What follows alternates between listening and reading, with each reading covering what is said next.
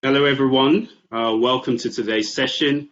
Thank you all for finding time to listen and participate to this very important topic of digital health. Today, we're going to focus on the topic of digital health and building resilient health systems in developing markets. My name is Sam Ajadi, and I'm a senior manager at GSMA. The structure of the panel today, we're going to have a 15 to 20 minutes presentation on our latest report on digital health. Then I'll hand over to my colleague Akanksha, who would introduce us to our panelists. Then we'll open up to Q&A and to your audience, and then we'll finish the session in about an hour. I'll share my screen.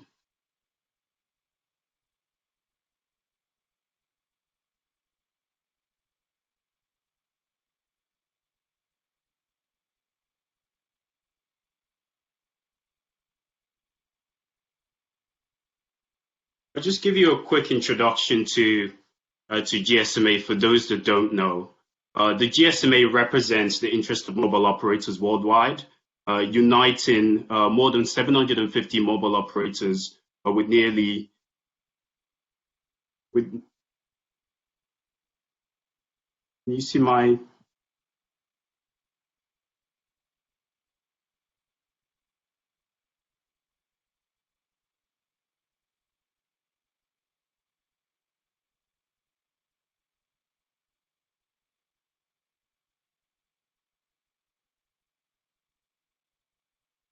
Yes.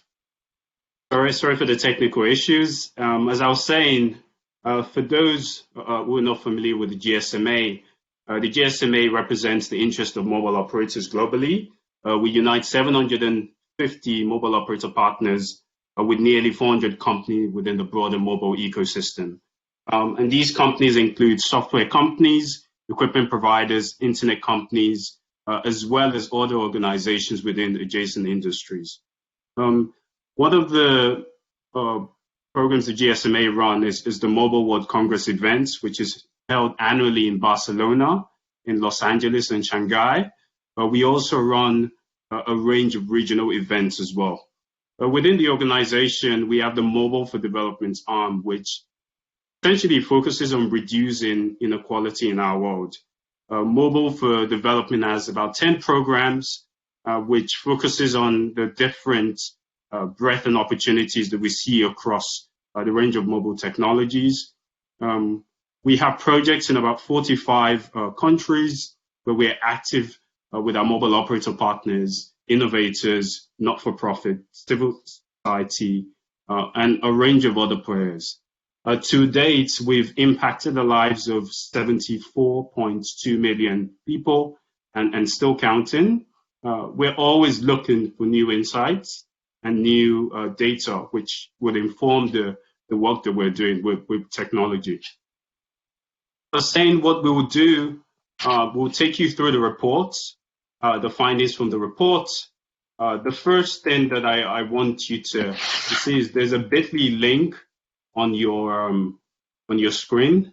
If you're interested in downloading the report and looking up the findings from the report, please go to that link, which is bit.ly/digital health GSMA, and GSMA in capitals. In this webinar, we will spend about 15 minutes on the slides. Then I'll hand over to my colleague, Akanksha. For some context on the report, we were commissioned by DFID, the Department for International Development in the UK, to work on a report and insights on digital health. The aim was to publish a landscape of research on digital health in developing markets. What we found was really interesting. Can you imagine doing a research on health during COVID-19? We started this research process in January, and we interviewed 36 key interview experts, health and digital health experts across 7 markets. So we looked at Benin, Nigeria, Rwanda, Somalia, Bangladesh, Pakistan, and Myanmar. And the insights that we found from this, we asked some of these experts about the challenges and also recommendations on how to build resilient health systems in developing markets.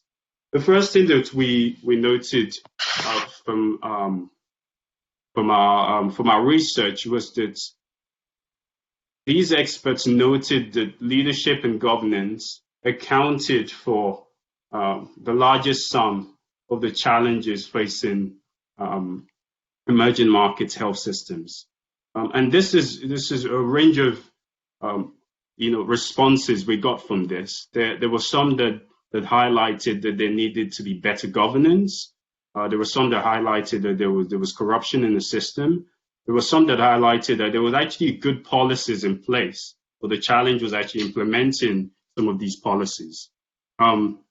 What we see was implementing some of these policies. We also noted that finance was another problem that came to mind that was noted. A range of experts noted that there were issues with the lack of insurance. There was just issues with affordability, and this accounted for why the bottom of the pyramid couldn't get access to health services. And understanding this as a system is very important. As we were looking at this research, one of the things that was noted consistently across the interviews was that actually understanding health systems would help us with knowing actually address the key issues. And so what we see, I think what's remarkable about this pie chart is that you actually get quite a balanced range of challenges across health systems, and that there's a human resource challenge, there's issues with service delivery, infrastructure, and supplies. But when you look at in the report, we've done a breakdown of each of these health system challenges and what our experts are saying about them. So please read the report. As we were looking at digital health, we were trying to understand actually how does digital health play into helping to address some of the issues that we see in health in developing markets. And we conducted a market analysis. We worked and we found actually there are 13 different types of digital health solutions that crop up. And so, telehealth is quite a common one that we've seen consistently, and that has actually been very much played a major role in COVID-19. But we've also seen other solutions like diagnostics, health logistics, assistive technology, health management. And these solutions, when broken down, we can see how each of the startups, companies, and public sector are using these tools to address the challenges that we're seeing across within COVID-19. We think that these tools will be effective post the pandemic, and we're increasingly seeing the governments are actually taking digital tools and digital health seriously as a way of addressing the challenges that we face in our health system. So we looked at specifically what could key stakeholders within health do to address the immediate and short-term challenges in COVID-19. And there were 3 points that we've highlighted. We know that COVID-19 really requires this strategic and holistic thinking, both on a national level, local level, and a community level. What we see is that first, governments, donors, startups, and other health partners need to first assess and understand the current situation. And so there's a need to understand what's the current state of the health system in our country, assess what the governments are actually doing to respond to the pandemic, and really begin this coordinating efforts. And we've consistently seen that countries that have done well within the COVID-19 and that have addressed it, the challenge that we're facing, really always boil down to coordinating and being able to put in good governance and leadership, like we've highlighted in the challenges. The second point is take stock. So look within the country and actually understand what are the resources that are in place.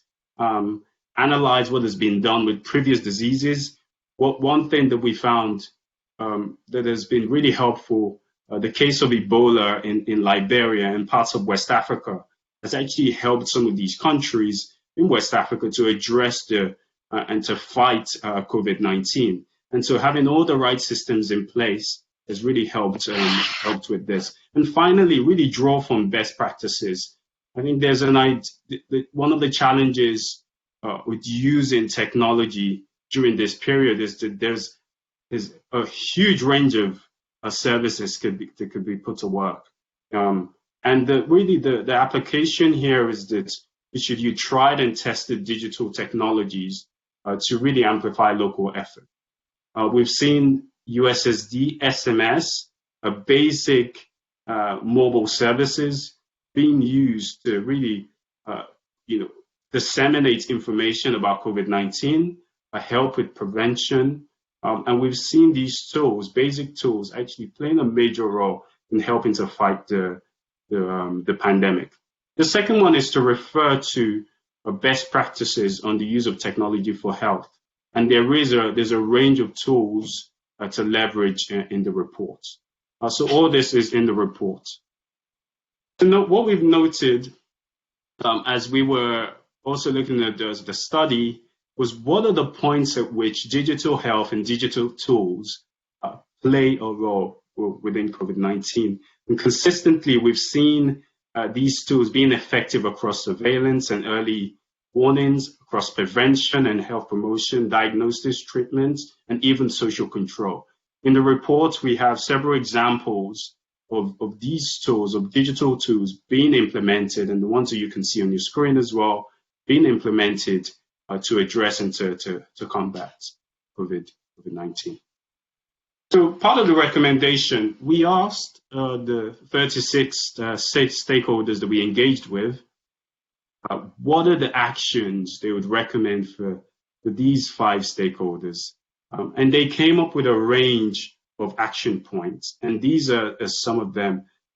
We noted that the role of donors should play a key role in actually building capacity and delivering policy and strategy for the government. So they should work closely with the government, but not only that, they should collaborate with other key stakeholders and help extend that digital health, both in urban but also in rural areas. So what we see consistently across the recommendations and suggestions from stakeholders is the need to coordinate, to collaborate. And it's the same with startups. There was a need, stakeholders mentioned that startups should really focus on the core problems, focus on these problems that people care about, but also develop realistic business cases for their solution. They were also asked to pursue partnerships. And when it came to mobile operator, there's a strong case. Mobile operators have also, over the years, amassed large amounts of customers. And the recommendation was that they should have a long-term thinking, and they should think, what are the large-scale business model for digital health? And we've seen some mobile operators really being able to execute this. We've seen Safaricom in Kenya, and we've seen very strong cases in Bangladesh as well. And Sajid would speak more about that on the panel. The next stage, in terms of investors, is a focus on really understanding the investment climate and the local context.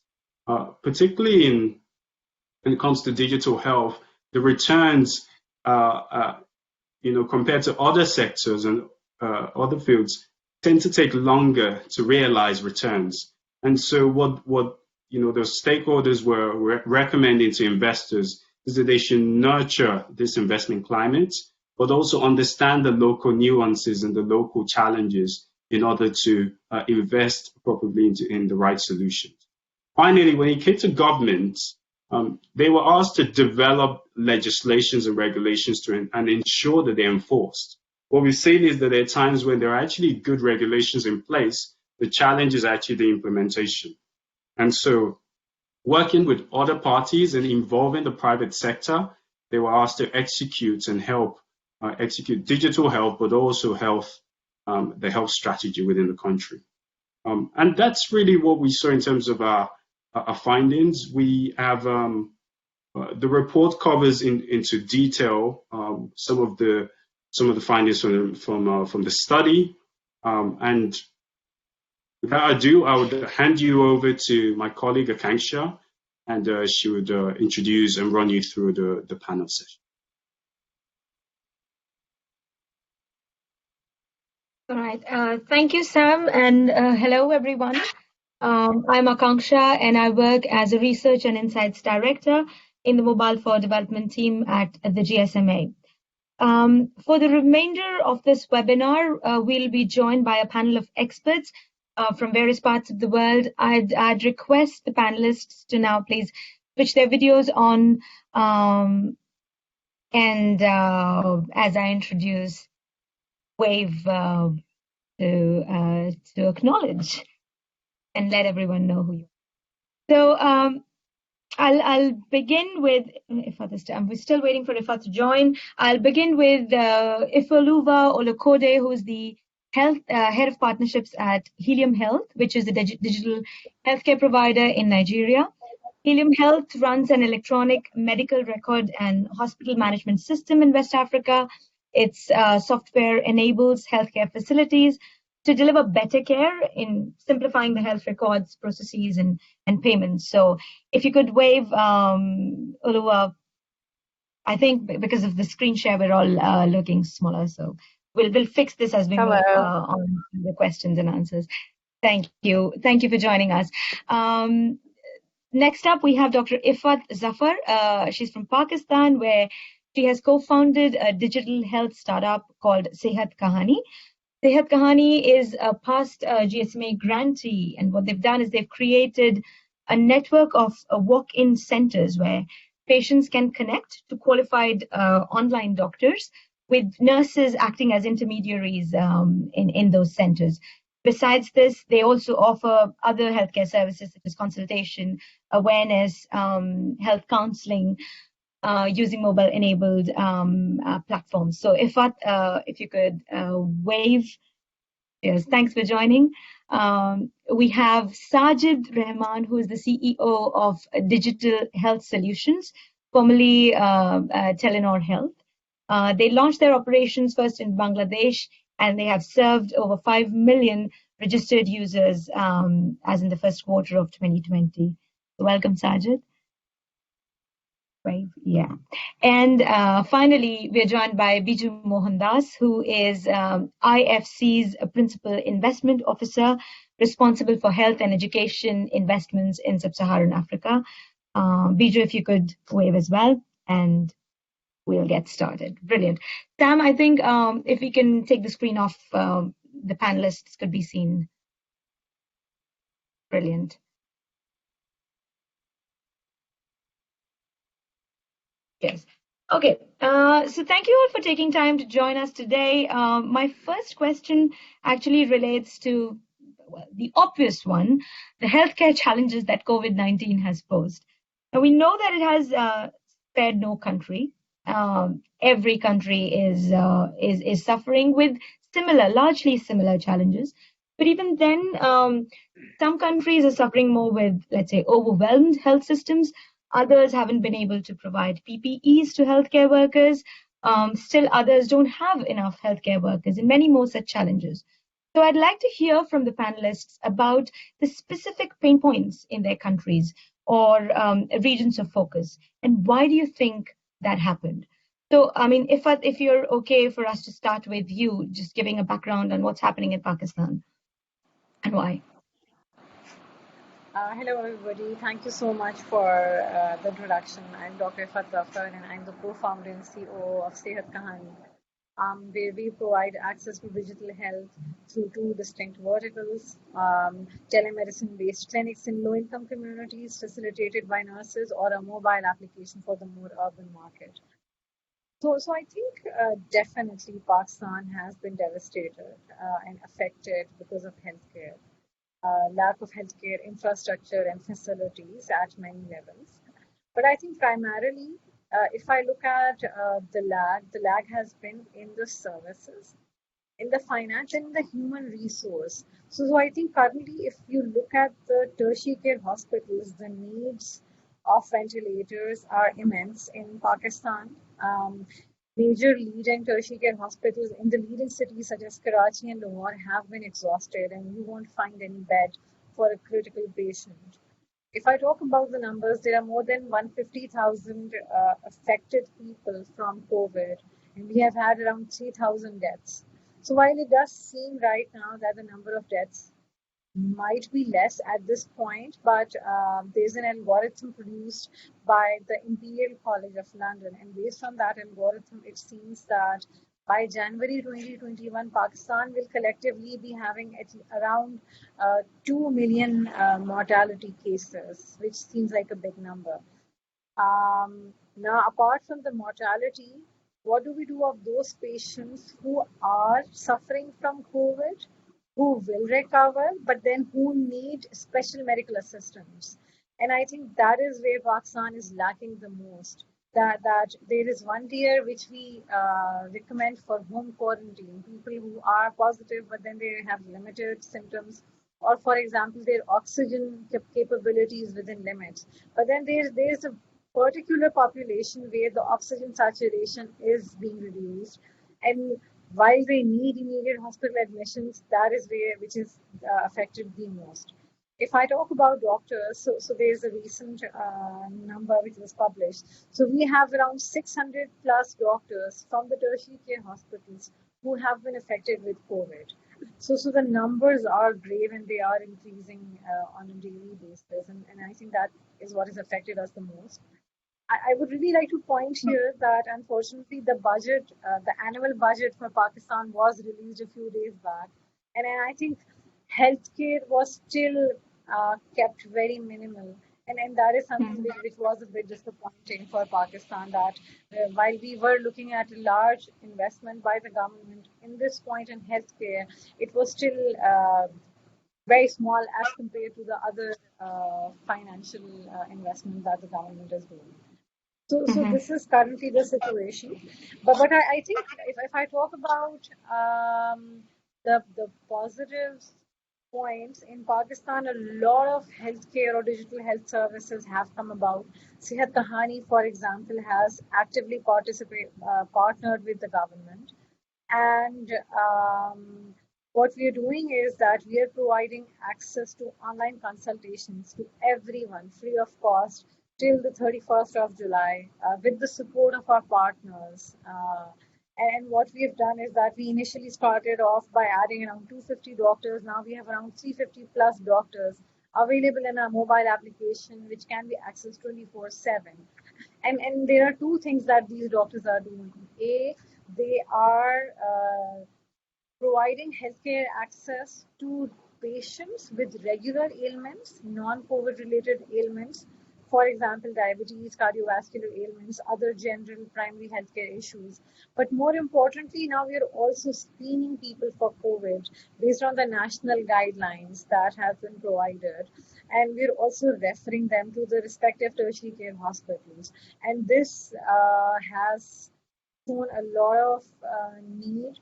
A lot of corporations have joined us. Right now, we have 40 plus corporates available. And through these corporations, what we're doing is that we're screening people for COVID. We're referring them to the right tertiary care hospital. For people who have turned positive, we're also monitoring them constantly. So for people who are doing home quarantine, we're following on a day 3, day 7, and day 14 criteria, but we're also checking on them regularly to make sure that they're doing all right. So I think in the next few months, based on another estimate, Pakistan will reach its peak in the mid of August and September, and that's when the number of affected people as well as the number of deaths, unfortunately, will peak. So this is the situation that we are looking at.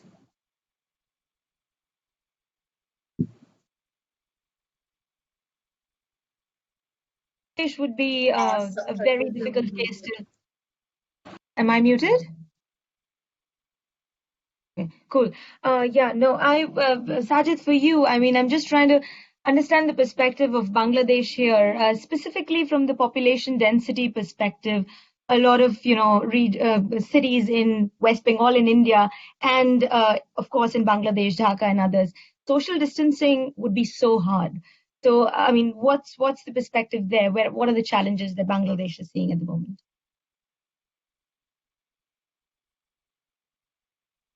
So the challenges for Bangladesh is sort of true across all densely populated emerging markets.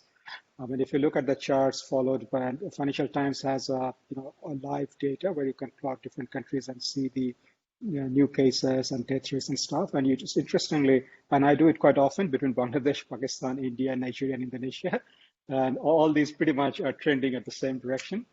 So the healthcare challenges are essentially a couple of things, right? So one is, of course, the all COVID-19 related challenges, the number of tests that needs to happen, the number of ICU beds that need to be there, the number of supplies of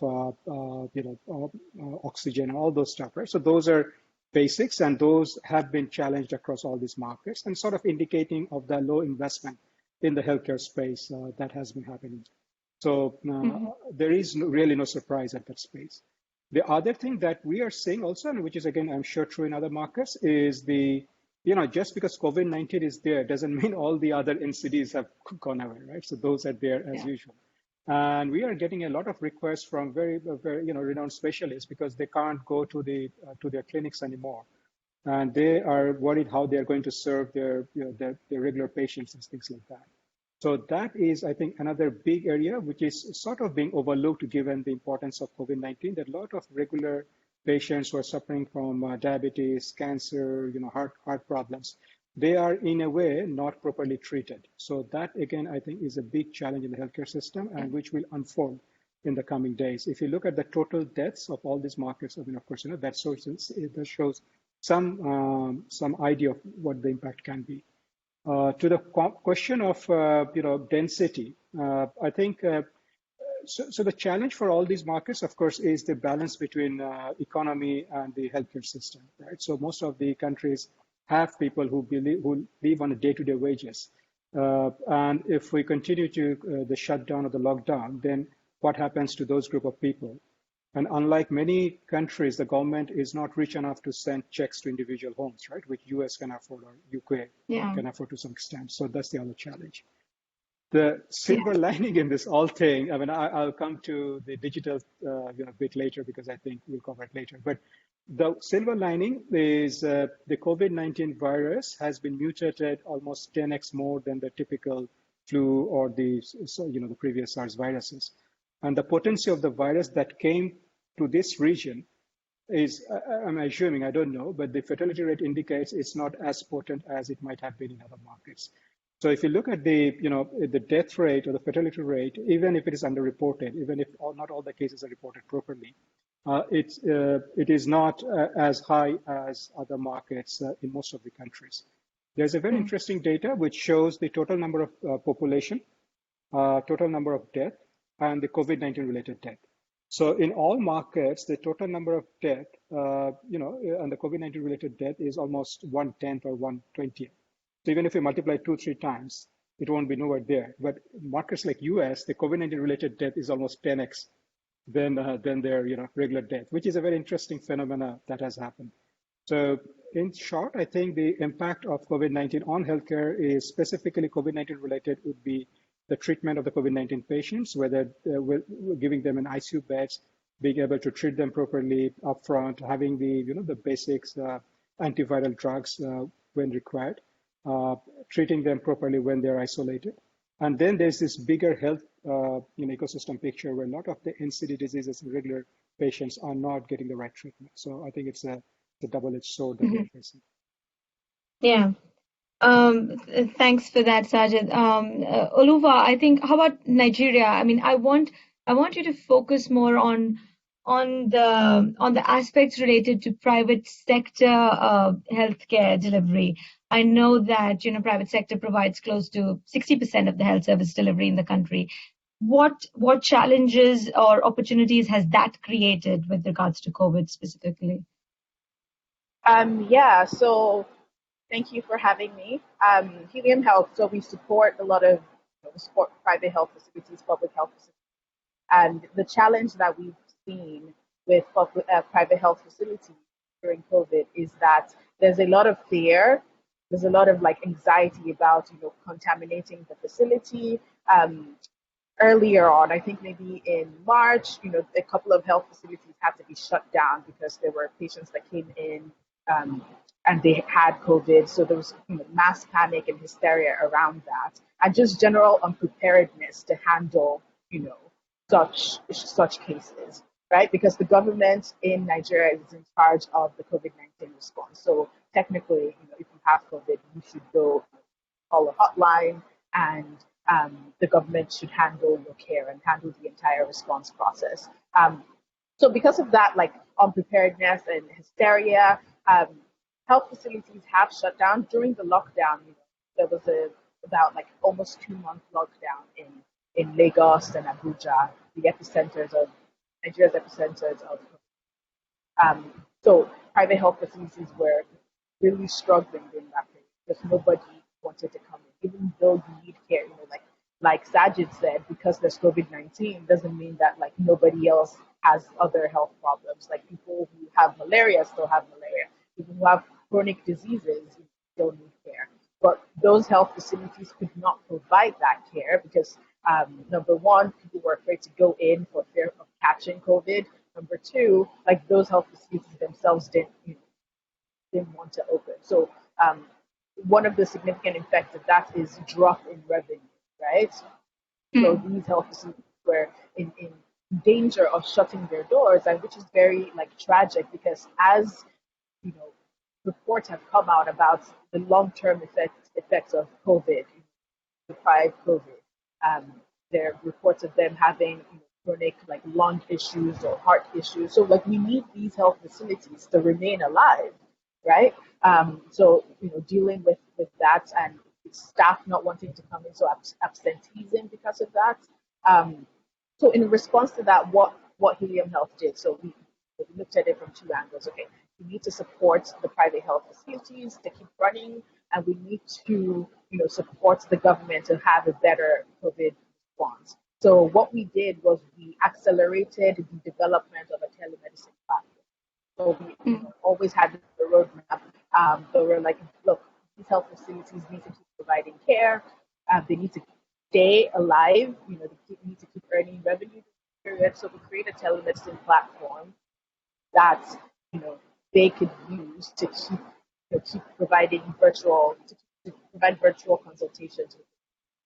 So in about a week that we launched it, we made it free of charge for hospitals in our network and outside of our network. And in just under a week, we had over 100 out-of-network hospitals sign up to this because they were we very much needed. And we also give them the ability to collect payments for telemedicine. Because, some of them were already kind of using Skype or Zoom or WhatsApp, but there was no process for them to collect their payments. So we tied everything in and allowed them to stay alive during this process.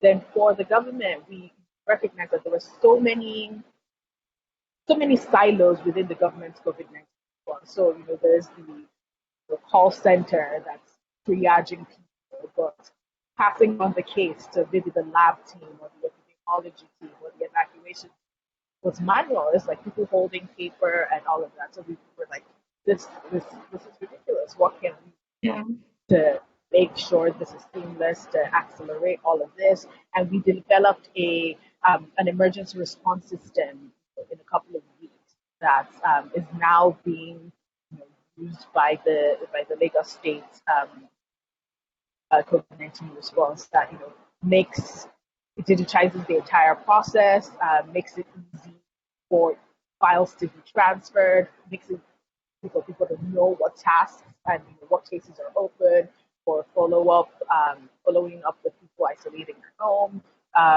So that's kind of what we've been up to with regards to COVID-19. But the main kind of pain points we've seen is just general unpreparedness to handle this, and like decimation of revenue for private health. Okay. Yeah. Thank you, Philova. That was yeah. I mean, there are lots of similarities, and as you can see, yet some specific pain points. Biju, from your perspective, you're looking at sub-Saharan Africa more broadly. A lot of these obviously would be similar. But are there countries that are better prepared for it and handling it better than others? I mean, do you have that view at all? And if so, why? Why do you think that's happening? So firstly, I think when I think it was Leo Tolstoy who said, happy families are all alike and unhappy ones are unhappy in their own ways. In this particular case, I think what Sajid touched upon, we are sadly unhappy whether you're in Nigeria or Pakistan or India or Kenya or South Africa, the emerging markets, the bloc. We are unhappy in one similar way. But that unhappiness is very different from the unhappiness in a lot of the more advanced economies. And so in that sense, I would say what Ifeoluwa mentioned with regards to Nigeria is pretty much the case with most sub-Saharan African countries. You could say a few things here and there. You could say, okay, the Kenyan government maybe reacted faster than Nigeria. I'm not saying it did, but I'm just saying you could say a few things like that here and there. But in general, one has to give credit, in my view, again, to governments in sub-Saharan Africa, whether it was South Africa, Nigeria, Kenya. Most of them, there are a few exceptions, but most of them have done whatever they could have done under the circumstances. You could always say, wish the infrastructure was better and there were more doctors and et cetera, but that's not the case, right? That is a given. That was already something that all of us were working on. It would have taken a decade more to get to some degree of a reasonable infrastructure. But considering the resources at hand, I think the countries did what they could, and so far. Now, the reason why I alluded to the differences between the developed markets and here is what can be done going forward. On the positive side, what all of these countries have, including, I would say, India and Pakistan and Bangladesh, are very young populations. There is a significant burden, of course, of non-communicable diseases, but it's not to the extent yet in sheer numbers of what it is in the Western world. So there is an opportunity to very consciously open up the economy through a very, very stringent testing and tracing methodology. And that piece does not require, luckily, the huge infrastructure. It's not like what Ifat was saying in terms of having to prepare for ICU beds and building a capability to manage a lot of complications, etc. That takes time and resources. But testing and tracing, particularly when you involve technology in it, which is very relevant to this conversation, is something which even low resource settings could actually do quite well. And the smaller you are, say Bangladesh with its denser, smaller population, Kenya, even South Africa, I would say, Nigeria, now we are getting more complicated, India, maybe even Pakistan, slightly more complicated situations. But in a lot of these smaller countries, I have a feeling that a very stringent testing and tracing methodology could really help ensure that what was mentioned earlier by Sajid and others, the current state of high recovery, low use of infrastructure, healthcare infrastructure, can continue, and we don't reach a stage where we are overwhelming the scarce infrastructure.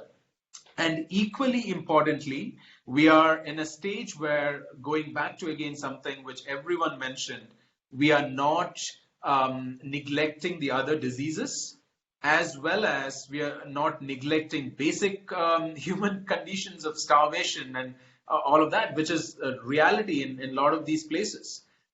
So in order for that not to happen, we need to open up the economy, but need to do it in a way that allows for the infrastructure not to be overwhelmed. So I think long way of saying the one piece I would take out is we could, as emerging market economies and healthcare systems, need to look at the testing tracing for the next step of the pandemic, and focus on how do we recover as a group.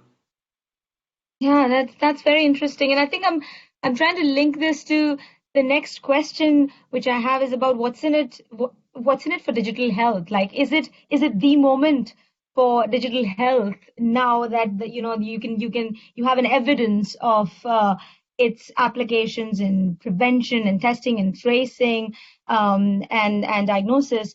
So, I mean, I remember in the webinar that you just did with Max a few weeks ago, you said Sehat Kahani is seeing some growth due to COVID. So I'm just trying to understand, do you think it is a short-term thing, or do you think it'll continue for longer and it'll change something in the mindsets and in the way digital health systems are planned? So I definitely see this as an ongoing thing. I think because of COVID, people have really started to understand the importance of digital health, or going digitally otherwise as well. For example, I think many of us have realized that there are so many meetings which take place in a physical space, which can easily be done online. And I think, with Zoom and Blue Jeans and other mediums gaining popularity as well globally, and not just popularity, but their valuations have quadrupled in the last 3 months.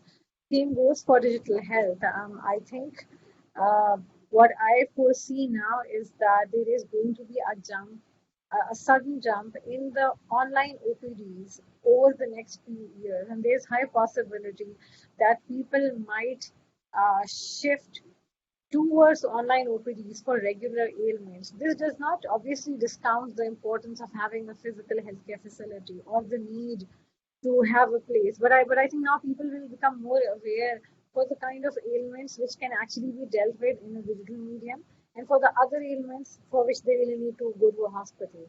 And if I talk about South Asian culture, and I think many of the folks here would agree to us, we have already been doing telemedicine informally for the last many years. So I think in Pakistani culture particularly, it's very pertinent that you will go to a hospital, you will go to a doctor, but you will still call that Ask one your family doctor that you have. Absolutely. And you'll be like, this is my report. My doctor said this, but what do you say? So this is so common to our culture. And I think it's just about really formalizing it and embracing it that, in very lay Urdu, I would say, mohalle ka doctor or friend doctor that you often refer to is someone that you can actually pay for just taking their recommendations online. And if I talk about the numbers that Sehat Kahani has seen, so we have seen a jump from around 60 to 70 consults in a day to around 400 to 700 consults in a day, and that number is tremendous. From corporations who would always tell us, okay, we really like the proposal, but digital health is not our focus right now. We talk about it, we see about it. So those same companies have actually started to get back to us that, okay, now is the time. We have gotten a couple of leading banks reach out to us that, okay, I have like 900 people who are affected in my branches. They have COVID now, and I want to support through telemedicine.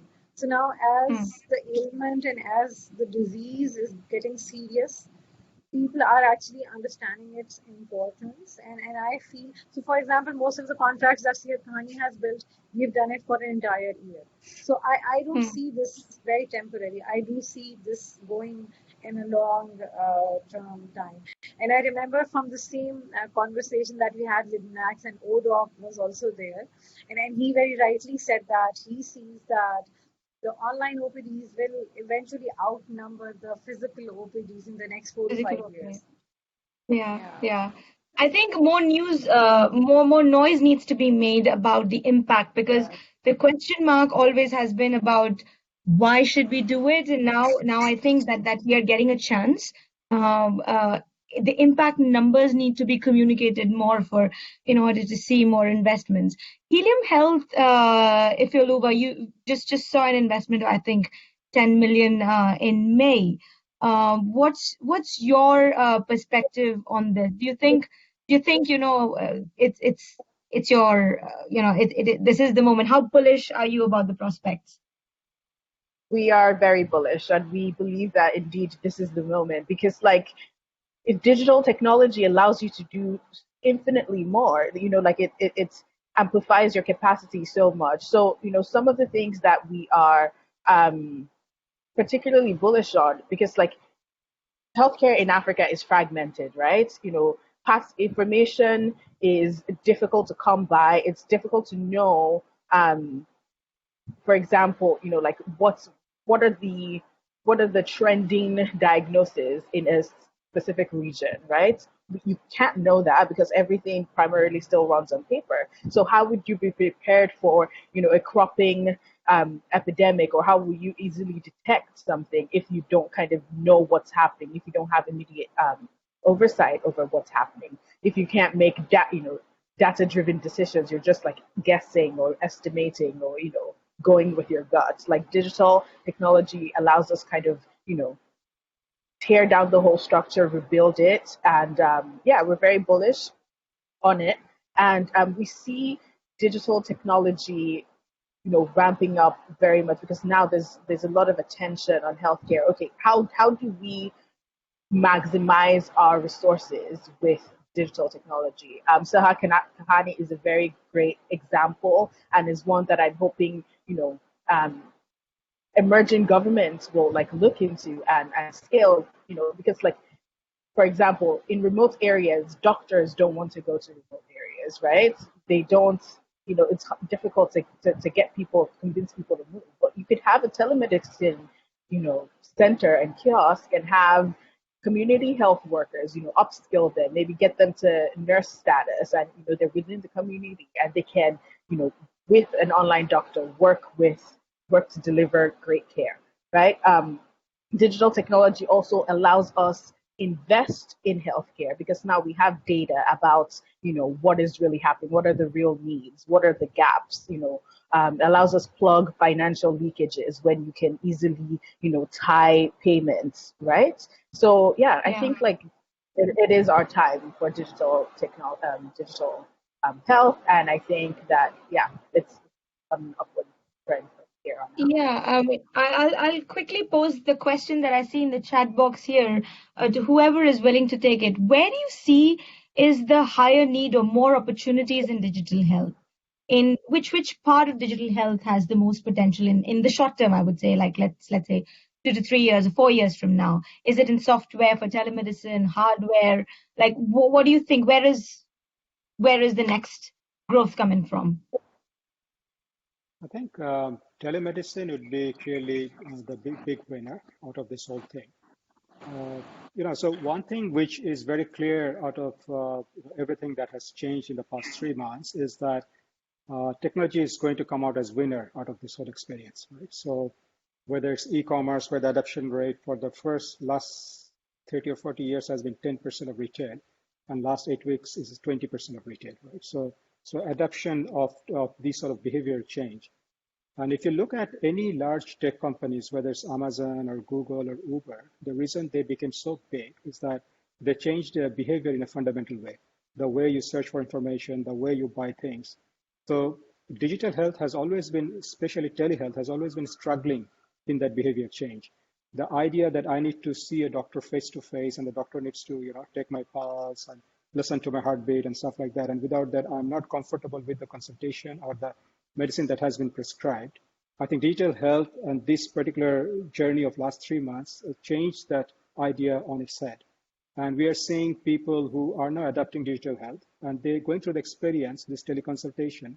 They're finding it is as good as going a doctor and meeting it face to face. So that would be a huge shift, and that I think would clearly come across as a big winner.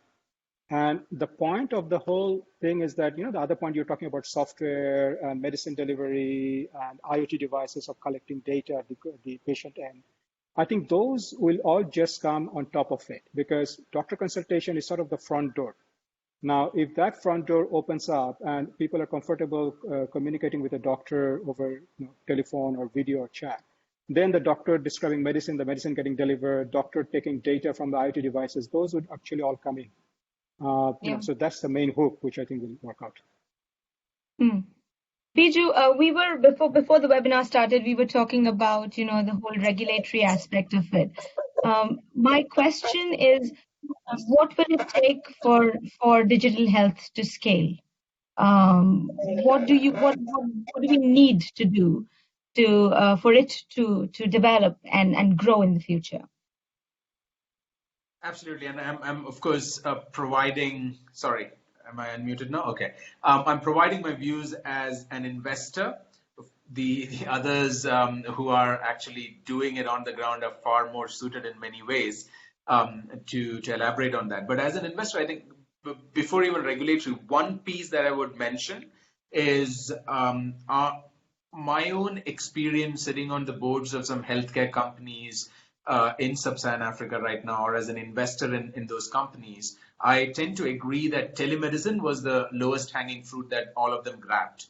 Now, the way they grabbed it, though, it is, and this is not just healthcare providers. There were many healthcare insurance companies, for example, who started using telemedicine as well under these circumstances to ensure that their patients, their subscribers are getting reasonable quality care, even as everything is locked down. So absolutely, telemedicine seems to be the low-hanging fruit. But the one thing I would add is the way they went about it, it seemed like at this point, at least in this region, there is a bit of a,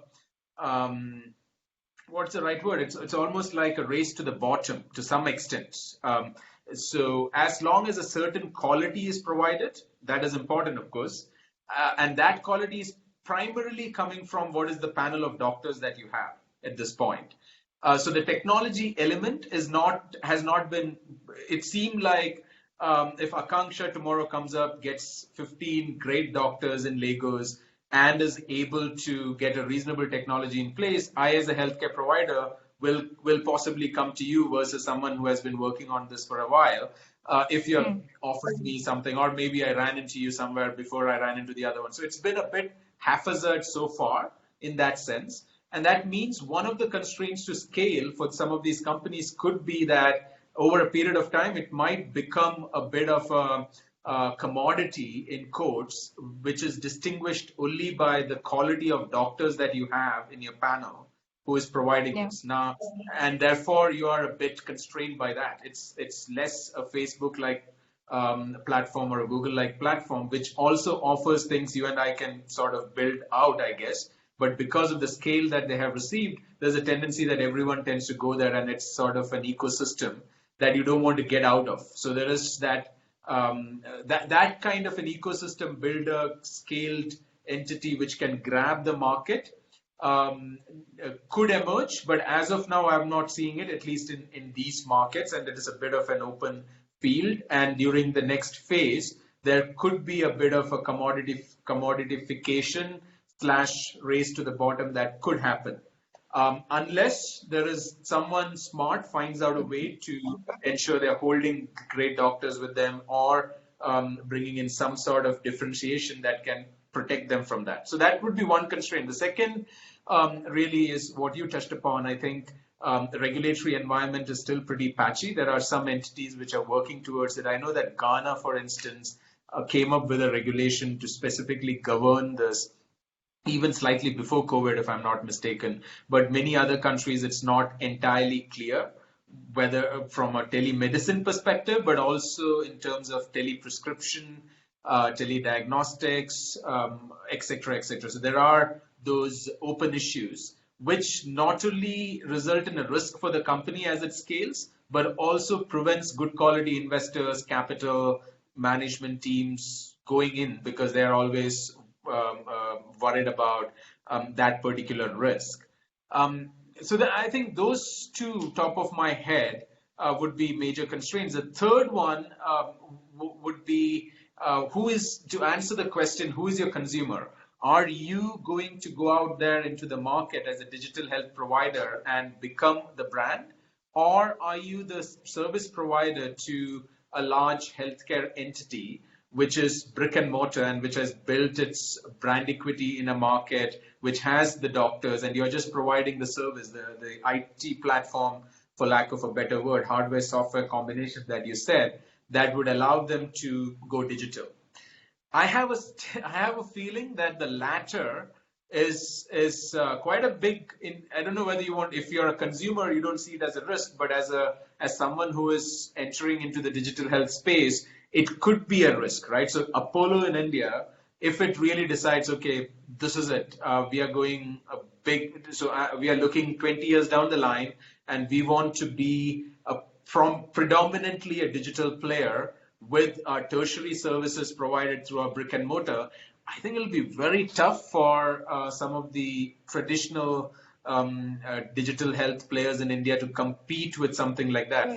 So I think those would be the three pieces that I would say. Number one, currently, is there a risk to be a commodity for a race to the bottom, because quality is preeminent and that comes primarily from doctors? Secondly, regulatory. And thirdly, when the big boys or girls for that matter wake up and decide to go digital, will that push most of the players to the side? Maybe they might acquire one or two, or maybe they'll start in-house. So those are the three, I would say, constraints. Yeah, and in this, I think we're talking primarily about the private healthcare systems. I'm thinking, like, in terms of quality doctors, oftentimes they are with the public sector. Your government doctors often are very qualified, and that's where I think that's the part that caters to the poorest of the poor. So, I mean, anyone from the group, the opportunities on the public side of it, where do you see opportunities there? Is any one of you working with it? I remember Ifeoluwa mentioned some of that. Ifat mentioned working with the government as well. Not sure, Sajid, if you guys are doing.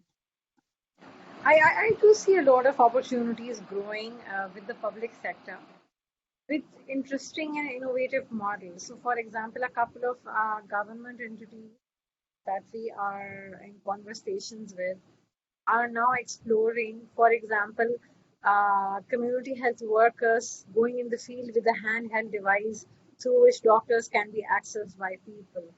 So I see a lot of innovative opportunities coming up in the public healthcare sector. So this is one. Maybe you could call this a nurse or a community health worker assisted telemedicine model. We already do clinics in this arena, but also I think the conversation here is how to explore further lean models without having to spend on a physical infrastructure or having to build a clinic at all. And how do you give healthcare access through this medium? So I see a lot of growth in this arena in the coming years in Pakistan. I see growth in terms of the need for technology intercommunication. So I think as of today, all of the hospitals, startups like Sehat Kahani, right now have their own software. I think the drawback that this brings is that there is no interoperability. So if there is a patient, and if I go to a tertiary care hospital, I'm one patient. Then if I go to a primary healthcare clinic, I'm a second patient. Yeah. Then I'm a third patient. So I see a lot of opportunity for devising and then strategizing how all of these technologies can be brought on in a manner where they can communicate. But I see a lot of challenges as well in this. Yeah, exactly. So, like, we've touched the hour, but I really wanted to talk about the security issues here. I mean, I would suggest, because we've touched the hour, I'm being asked to wrap up the webinar. But I request those of you who are asking questions about security, privacy, etc., and which parts of the healthcare systems show more promise to go read the report. There's lots in there. I'd like to thank everyone for joining us. today, and please go and read the report. And we are here to answer your questions. I mean, I'll try to answer, and I'm also happy to direct them to some of our panelists if there is, some burning questions that you need answers to. Thank you all, and bye for now.